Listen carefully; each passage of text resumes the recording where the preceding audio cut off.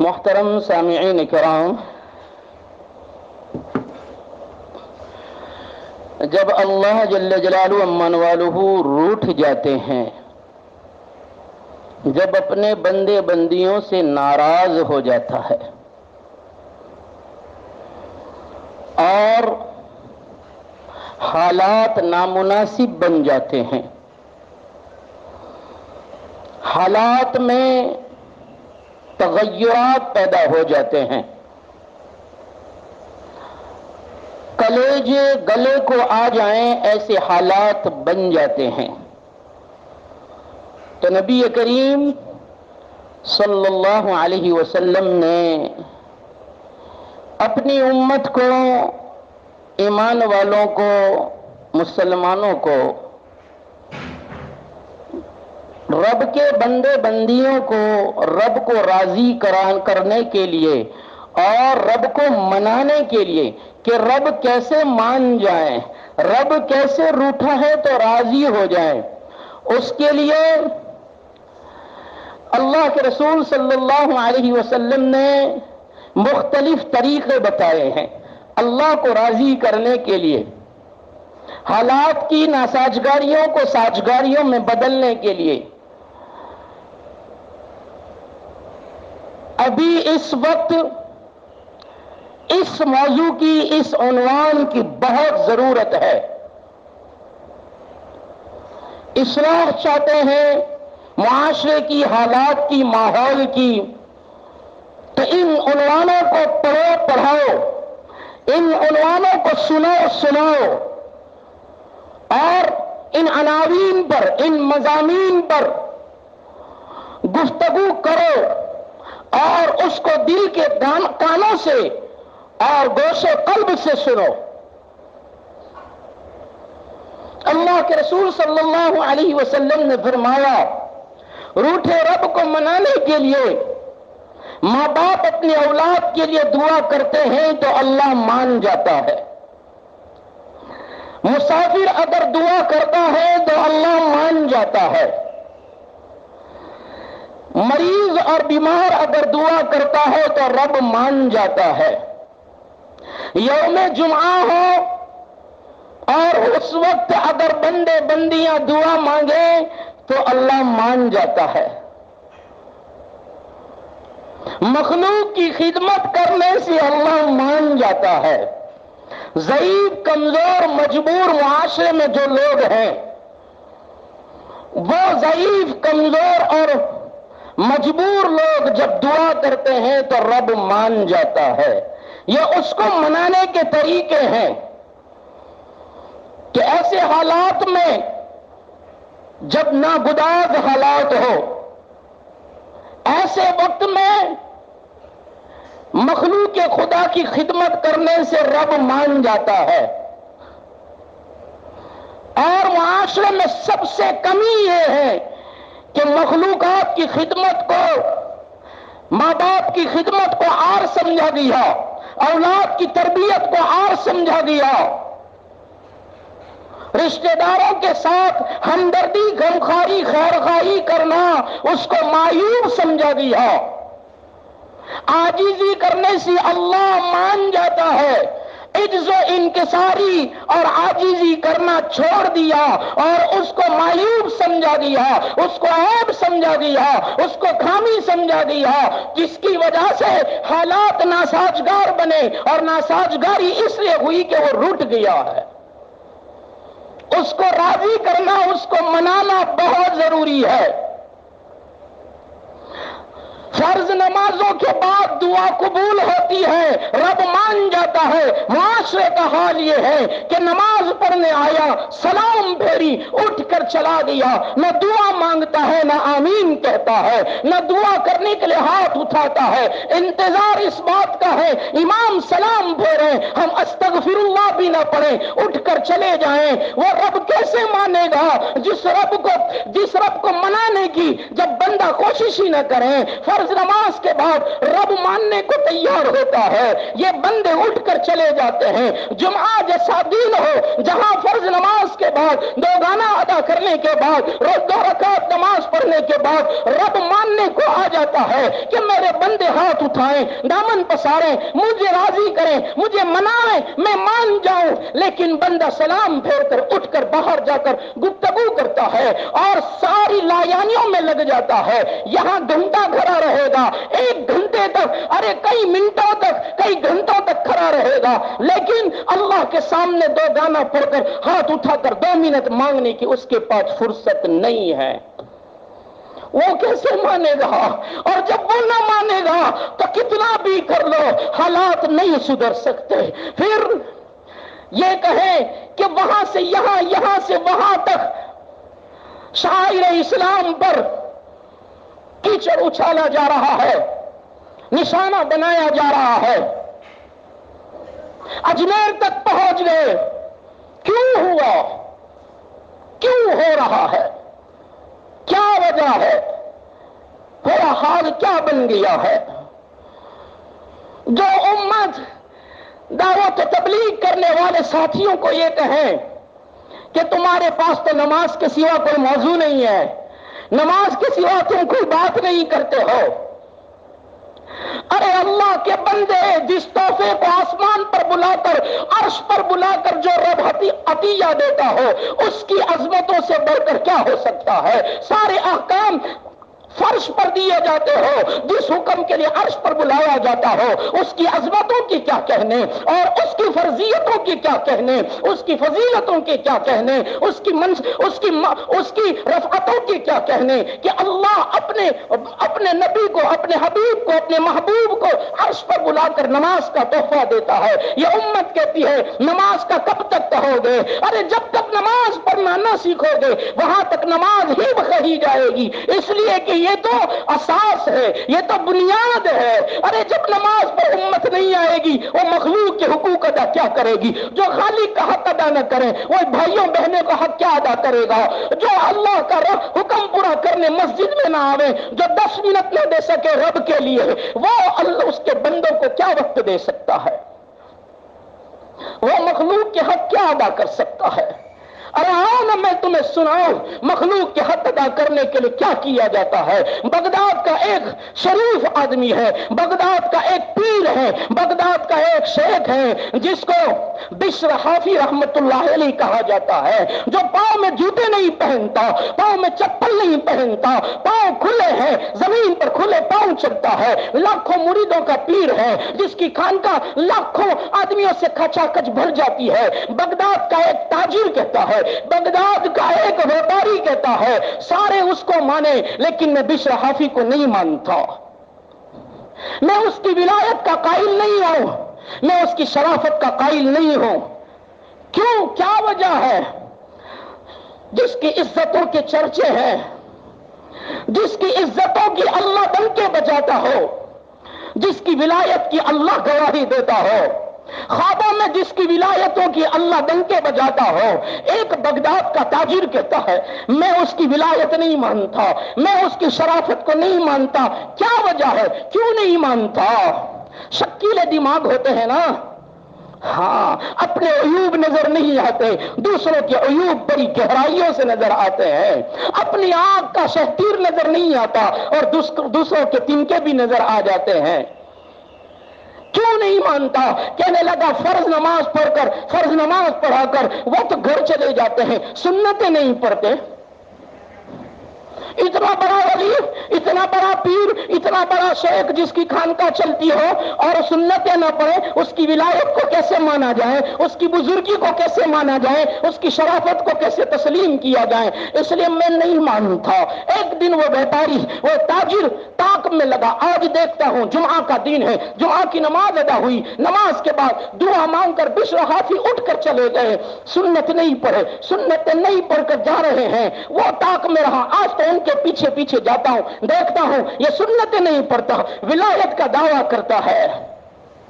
اس لیے کہ اکثروں کی نگاہیں امام پر ہی ہوتی ہے، اس لیے اس نے تاک میں لگ کر پیچھا کیا۔ بشر حافی مسجد سے نکلے، بازار میں گئے، کباب خریدے تو وہ کباب خریدتا ہوا دیکھ کر کہنے لگا دیکھو یہ ملا یہ نماز پڑھاتا ہے سنتیں نہیں پڑھتا اور اس کو کباب کھانے کی فکر ہے، بس یہ ملاؤں کو صرف روٹی کی ہی فکر ہے، روٹی بوٹی کے چکر میں سنتیں بھی چھوڑ دیتے ہیں۔ پھر آگے چلے، چند قدم چلنے کے بعد ایک نان بائی سے نان خریدے، نان خریدتا ہوا دیکھ کر پھر بدگمانی نے ترقی کی اور کہنے لگا دیکھو یہ ہٹا کٹا ہونے کے لیے سنتیں چھوڑ دیتا ہے اور سنتوں کی دعوت دیتا ہے اور یہ نان کے خریدنے میں لگا ہوا ہے۔ بشر حافی نے یہ کباب اور نان خرید کر جنگل کی طرف روانہ ہوئے، گھر کی طرف نہیں جنگل کی طرف روانہ ہوئے، وہ بھی پیچھے پیچھے گیا اور دیکھ کر کہنے لگا دیکھو گھر میں اس کو سکون نہیں ملتا، اس لیے جنگلوں میں ہریالی میں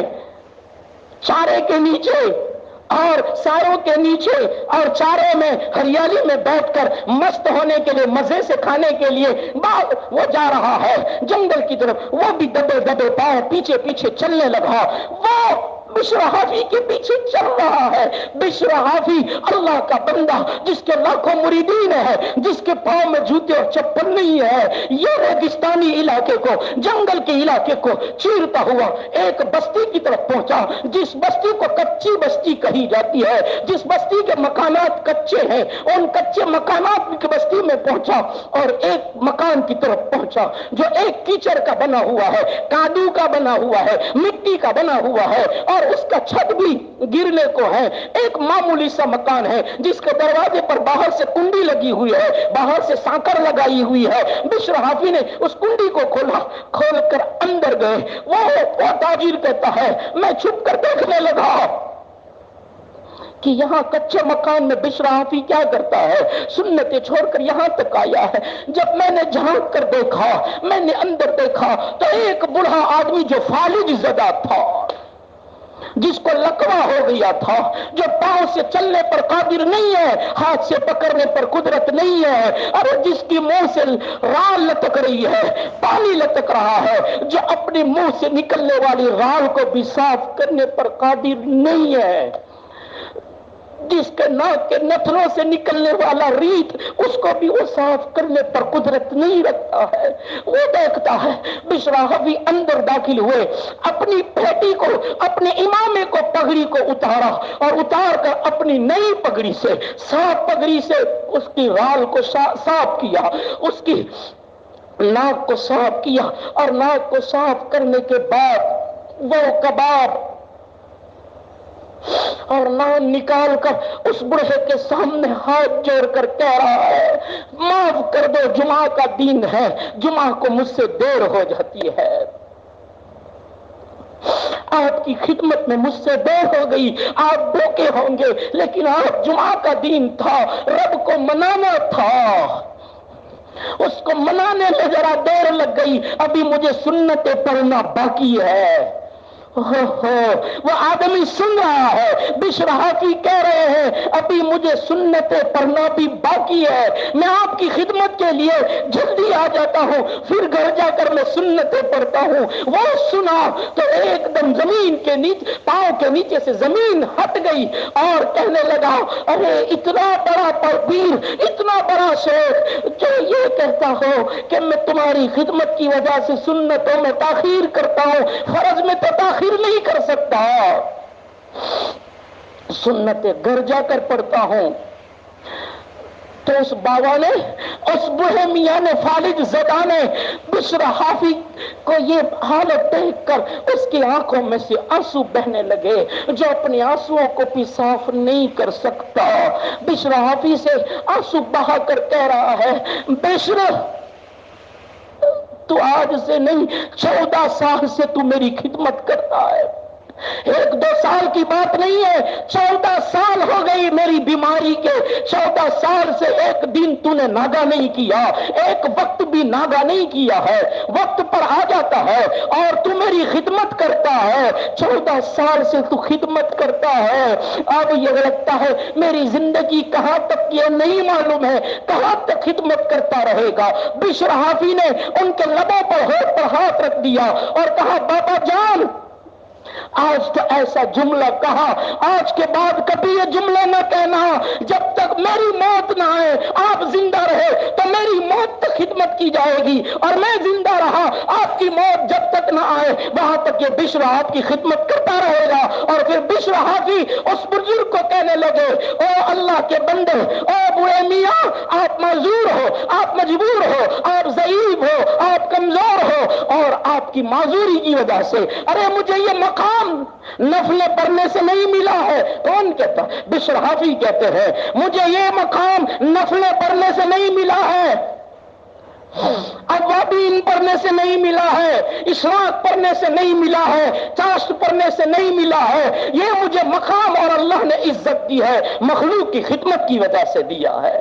آپ کی خدمت کی وجہ سے اللہ نے مجھے یہ مقام دیا ہے کہ مخلوق کا حق ادا کروں، خالق کی نماز پڑھوں، خالق کا حق ادا کر کے مصلی پر فرض ادا کر کے آپ کی خدمت کروں، اس کے بعد گھر جا کر سنتیں پڑھوں۔ اللہ نے اس کی وجہ سے مجھے یہ مقام دیا ہے۔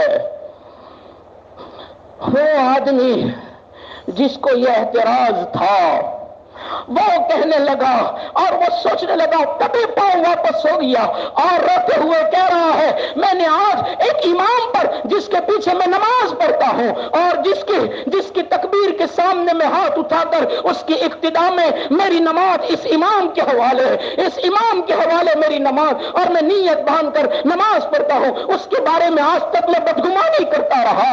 جو مخلوق کی خدمت کر کے اللہ کو مناتا ہو، جو ہاتھ اٹھا کر اللہ کو مناتا ہو، اور جو مخلوق کے حالات کی درستگی چاہتا ہو، جو نامناسب حالات کو مناسب حالات کی جستجو میں اور اس کی فکر میں رب کے سامنے روتا ہو، میں نے اس کے سامنے میں نے اس کے بارے میں بدگمانی کی۔ اے اللہ تو معاف کر دے، میری بدگمانی کی وجہ سے حالات بگڑے ہوئے ہیں، میری بدگمانی نے حالات بگاڑے ہیں۔ آج میرا معاشرہ، آج میرا سماج، آج میرا گھر، آج میرا خاندان، آج میرے اپنے، آج ایمان والے، آج ایمان والیاں سوچیں سمجھیں کہ آج میں نے مخلوق کی خدمت کتنی کی، میں نے اس کو راضی کرنے کے لیے کتنے ہاتھ اٹھائے، میں نے لوگوں کے بارے میں کتنی بدگمانیاں کی۔ حالات کی درستگی کیسے ہو سکتی ہے؟ اللہ فرماتا ہے یا ایھا الذین آمنوا اذکروا اللہ ذکرا کثیرا، اے ایمان والو، اے ایمان والیو، اللہ کا ذکر کرو، کثیر ذکر کرو، صرف تسبیح گما دینا اور دانے پھرا دینا اور دانوں کو جلدی جلدی گننا یہ اللہ کا ذکر صرف نہیں ہے، اللہ کا ذکر ہے۔ اللہ کا حکم پورا کرو، مخلوق کا حق ادا کرو، مخلوق کی سیوا چاکری کرو، مخلوق کی خدمت کرو، بھائیوں بہنوں کے حقوق ادا کرو، رشتہ داروں کے حقوق ادا کرو، اور سب کے ساتھ مل جل کر رہو، سب کے ساتھ ہمدردی خیر خواہی رکھو۔ اللہ حالات بدلے گا، نان مناسب حالات کو مناسب بنائے گا، مسجد آباد کرو، اللہ شاعر اسلام کی حفاظت کرے گا۔ جب اپنے ہی بگڑ جائے، جب اپنے ہی پیٹ پک جائے تو مرہم کہاں لگائے؟ قصور دوسروں کا نہیں، قصور ہمارا اپنا ہے۔ وَسَبِّحُوهُ بُكْرَةً وَأَصِيلًا، اس کی تسبیح بیان کرو نا، اس کو یاد کرو نا، اس کو مناؤ نا، اس کو منانے کے طریقے بتائے محمد رسول اللہ نے، اس کو منانے کی ترتیبیں بھی بتائی، ترغیبیں بھی دی، اور اس کو منانے کے حالات بھی بیان کیے۔ لیکن میرا آپ کا حال کیا بن گیا ہے؟ اللہ ہی بچائے۔ لقمان حکیم فرماتے اپنے بیٹے کو، اے میرے بیٹے، حالات جب نامناسب ہو جاتے ہیں، مشکلیں آتی ہے، مصیبتیں آتی ہیں، اللہ تبارک و تعالیٰ بندوں کو اپنی طرف رجوع کرنے کے لیے، اپنی طرف لانے کے لیے، جو دور ہو گئے ہیں، جس نے پیدا کرنے والے کو بلا دیا اپنے قریب کرنے کے لیے، حالات میں تغیرات پیدا کرتا ہے، حالات میں نامناسبیاں لا دیتا ہے، ناسازگاریاں لا دیتا ہے، تاکہ حالات پر رجوع ہو جائے۔ پھر حالات مشکل کو اللہ تبارک و تعالیٰ فَإِنَّ مَعَ الْعُسْرِ يُسْرًا، إِنَّ مَعَ الْعُسْرِ يُسْرًا، تنگیوں کے بعد، مصیبتوں کے بعد، حالات کے بعد مناسبہ حالات، اور اللہ آسانیاں، اللہ سہولتیں، سازگاریاں پیدا کر دیتا ہے۔ لقمان حکیم جن کے بارے میں اللہ نے قرآن میں پوری ایک سورت نازل فرمائی ہے، 21ویں پارے میں سورہ لقمان کے نام سے. یہ اللہ کا ولی ہے رحمت اللہ علیہ.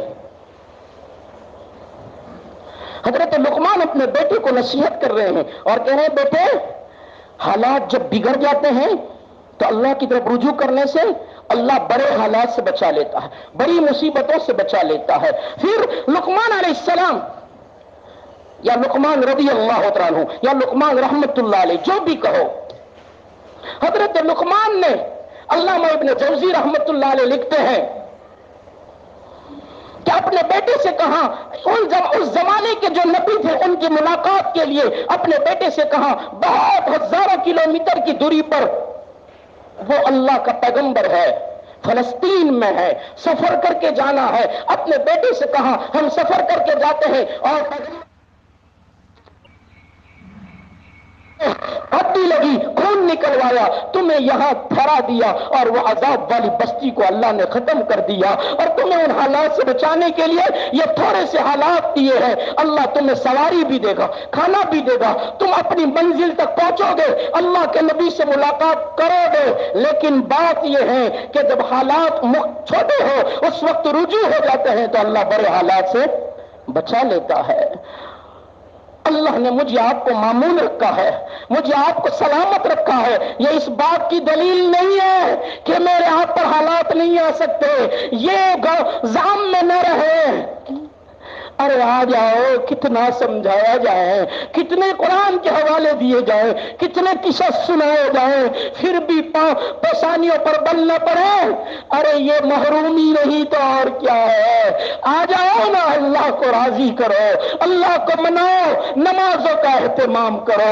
ارے نماز پہلی سیڑھی کا پگتھیا ہے، پہلا زینہ ہے. ارے جب تک ایکڑا لکھتے نہیں آتا اس کو دوسرا نہیں سکھایا جاتا، ایک لکھتے نہ آئے وہاں تک دو لکھنا نہیں سکھایا جاتا. ارے جب تک نماز پڑھنا نہ آئے وہاں تک دوسرے احکام تک کیسے پہنچیں گے، کیسے مخلوق کا حق ادا کریں گے. اس لیے اپنا حال بدلو.